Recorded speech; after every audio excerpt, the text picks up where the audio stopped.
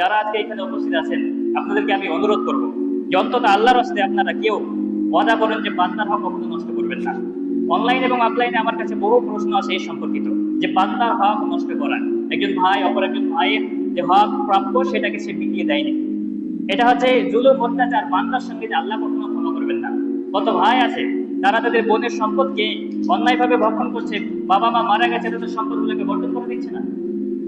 আপনি তাহাজ্জুদ করছেন, আপনি হজ করেছেন, আপনি যাকাত প্রদান করেন, আপনি মসজিদের ইমাম, কিচ্ছু যায় আসে না। যদি আপনি বান্দার হক নষ্ট করেন, আল্লাহ পাক রব্বুল আলামিন আপনাকে এটা ক্ষমা করবে না।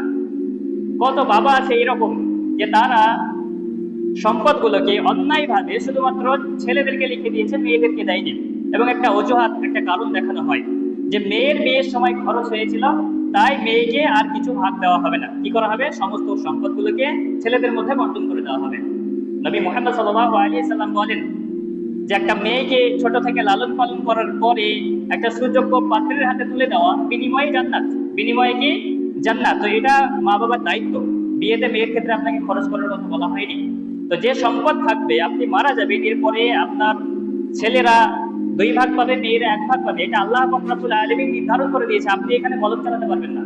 কিন্তু বহু বাবা আছে, বহু ভাই আছে, তারা তাদের বোনের সম্পদগুলোকে, তারা তাদের মেয়ের সম্পদগুলোকে এই অজুহাত দেখিয়ে যে বিয়েতে খরচ হয়েছে এর জন্য কি করে না, দেয় না।